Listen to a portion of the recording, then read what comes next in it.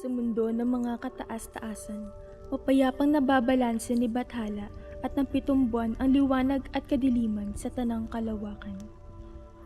Ngunit hindi may iwasan ang kasamaan ni Bakunawa, ang halimaw na walang ginawa kundi kumain at mangwasak. Kinain nito ang mga buwan sa kalawakan at tanging isa lamang ang natira. Hindi nagtagal, ikinulong ni Bathala si Bakunawa sa kadiliman. Ngunit hindi ito kumbinsido na hindi na muling manggugulo si Bakunawa. Kaya naman, nagkasundo sila ni Buwan na pagsamahin ng persa at nagbunga ito na isang makapangyarihang nilalang.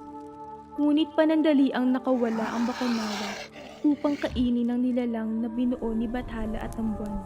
At dahil sa pinagsamang kapangyarihan, hindi kinaya ng Bakunawa lunukin at idinura ito sa lupa kung saan nabuo ang nilalang bilang isang tao. At ito ay pinangalan ng Alab. Sumalakay ang Bakunawa at tuluyang kinain ang huling buwan. Nawalan na ng pag-asa ang mga tao dahilan din sa kapangyarihan ng kalaban. Hanggang dumating si Alab at nagising na ang tunay nitong kapangyarihan. Ang kapangyarihan ng buwan, kapangyarihan ng araw, at kapangyarihan ng isang Bakunawa. Sa tulong ng mga taong mag-ingay, nanghina ang Bakunawa at tuluyan nagwagi si Alab at nailigtas ang buwan. Ngunit sa pagbagsak ng Bakunawa ay kasama din si Alab. At dahil sa kapangyarihan ng Bathala ay hindi naglaho si Alab, subalit ito ay nakatulog sa ilalim ng dagat na mahabang panahon. Maraming taon ang nakalipas, nagising muli si Alab sa ibang henerasyon, na kung saan nababalot ng kasamaan ng mundo, at tanging siya lamang ang may taglay na lakas para iligtas ito. Siya, si Dragonboy.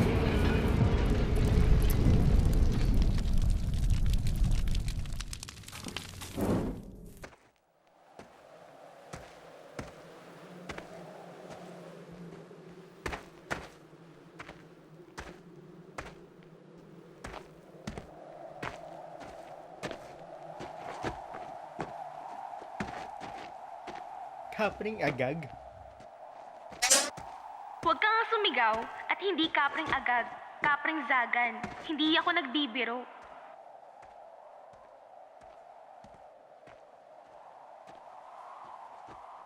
Taong 2025, karamihan sa syudad ng Pilipinas ay wala na. Ganon din sa buong sulok ng mundo. Karamihan ay pinaglulunggaan na ng mga halimaw at pinag-eksperimentohan ng mga gobyerno. Lahat ng manghihirap ay nakatira sa mga lugar kung saan madudumi ang hangin. Samantala, ang mayayaman ay mapayapang naninirahan sa mga protektadong syudad. Sumama si Dragonboy sa mga rebelde upang kalabanin ang kasamaan ng mga gobyerno at ang grupo ng isang mananakop, si Dr. Kwakwak.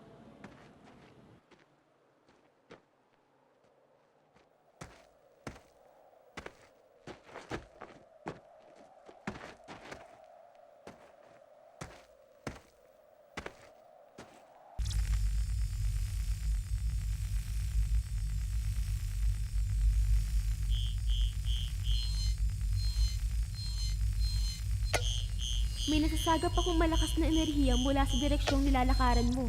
Mag-iingat ka. Oo na. Bigyan mo muna sa akin ang detalye ng kalaban natin.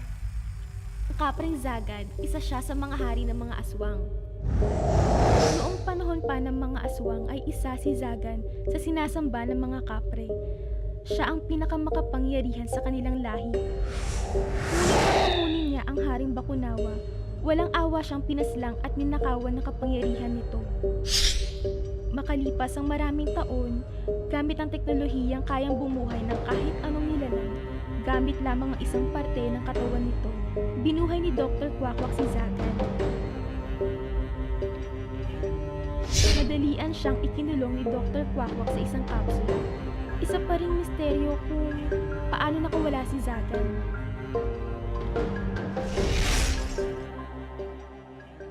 Sigurado na ba kayo na walang sibilyan sa lugar na to? Oo, naidala na namin sa ligtas na lugar ang mga tao.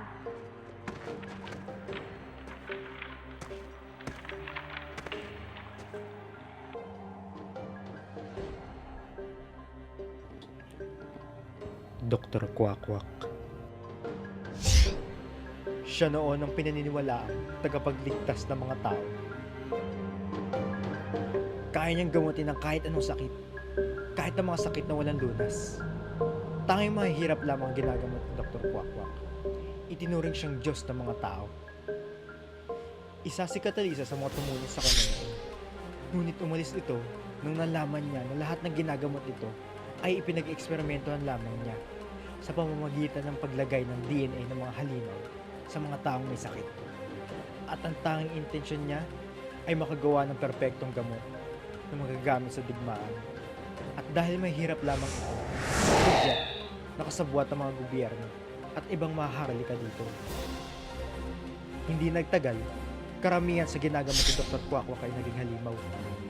Idinahilan ng mga gobyerno na isang malaking sakit ang rason ng epidemya at kinakailangan ng mga malaking halaga para dito.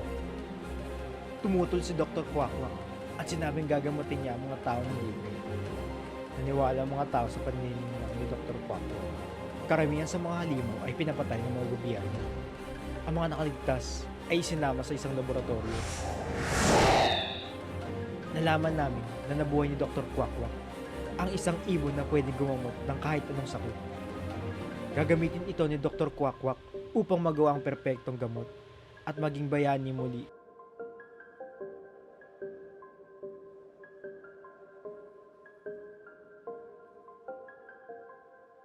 Nagtagumpay akong talunin si Kwakwak, ngunit nakatakas ang ibon at hindi na ito bumalik.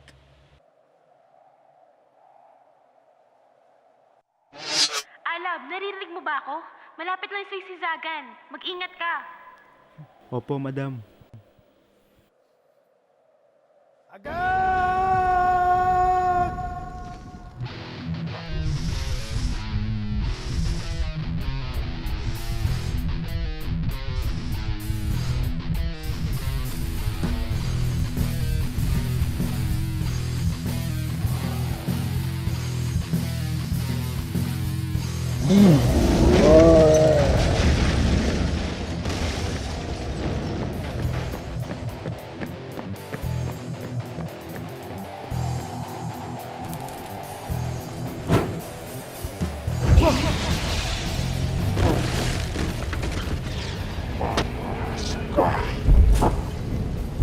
Kilala mo ba kung sino ako?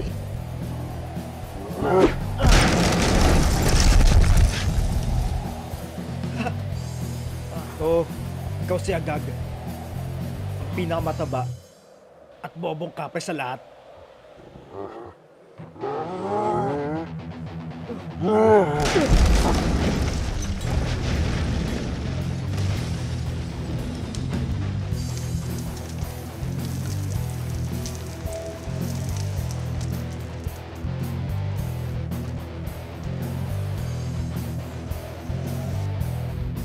Alab, konsiderahin mo ang malaking kristal sa likod niya. Yan ang ginamit ni Dr. Kwakwak sa pagbuhay sa kanya.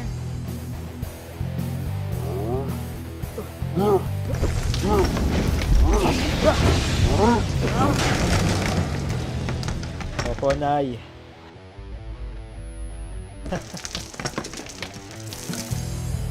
Hay, Alab. Huwag ka masyadong mayabang. Makinig ka rin sa akin. Hindi porket ipinasa sa iyong kapangyarihan ay magiging kampante ka na. Oo na. Sorry na. Gamitin mo ang armas niya para mas malapitan mo siya.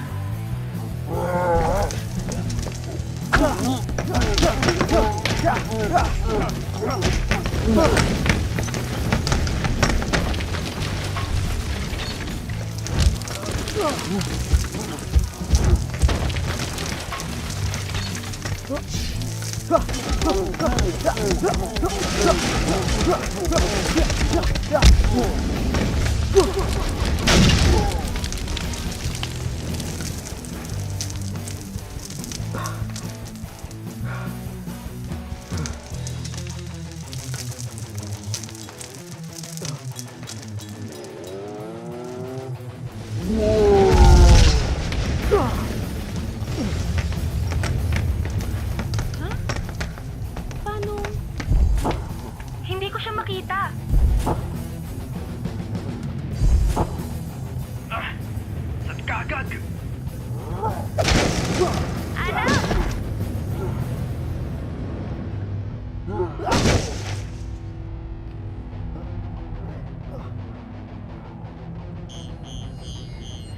Itaas mo! Alab!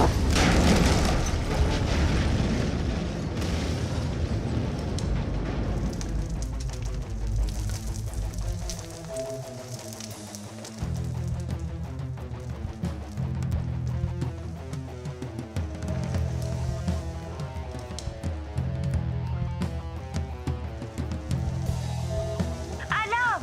Alab, huwag kang susuko! Kung sumigaw, masakit sa tenga.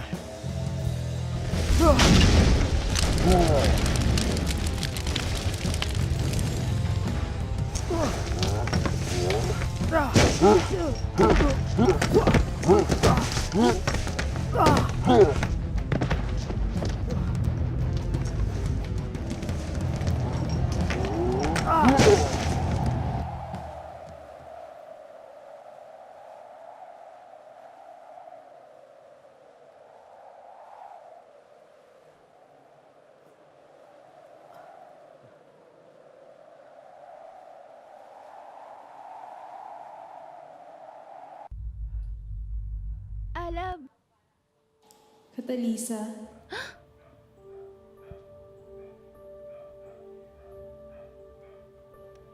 Katalisa, ikaw ang nakatadhana upang aking maging tulay sa kaisa-isa kong anak. Ikaw ay aking naging gabay sa kanya sa oras ng problema. At ngayon, kailangan ka niya.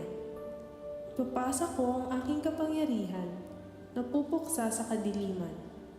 At ito'y ipasa mo kay Alab sa pamamagitan ng mga salitang ito.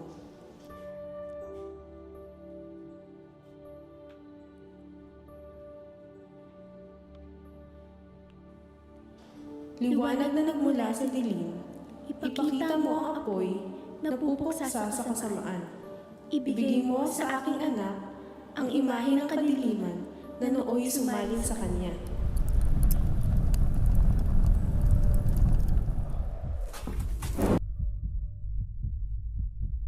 Alab, naririnig mo ba ako? Binigyan ka ng buwan ng bagong kapangyarihan. Gamitin mo ito para matalo si Zagan. Oh, salamat. Tama ka. Hindi ibig sabihin na nasa akin ang kapangyarihan na maging kampante na ako dito. Kailangan kong maging matatag. Para sa kapakanan ng mga tao. Para sa inyong lahat.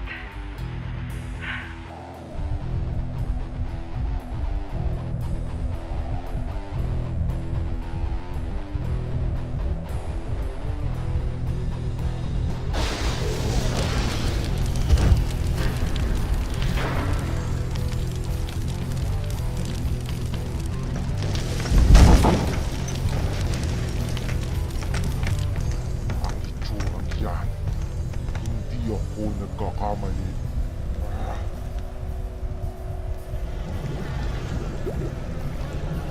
Nagunawa!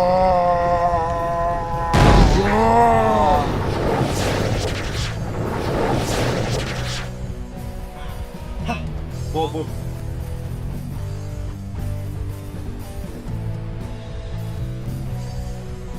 Tagal ng patayan pa ko nawa.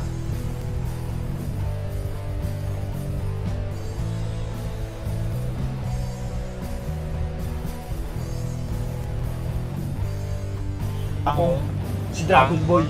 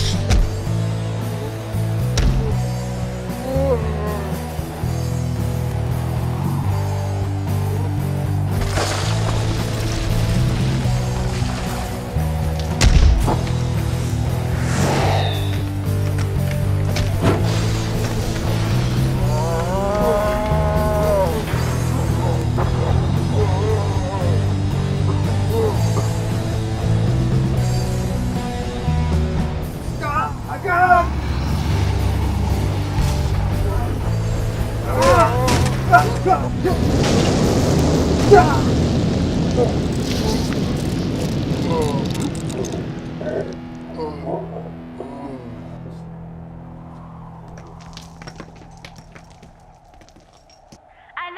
nadidinig mo pa ba ako? Magaling ang ginawa mo, Alab. Papunta na si Rigor para sunduin ka dyan. Sa ngayon, magpahinga ka muna. Salamat. Oh, huwag ka nang umiyak dyan, ah. Kanina ko pa nadinig yung ungol mo, eh. Kamo, binabawi ko na sinabi ko. Manigas ka dyan.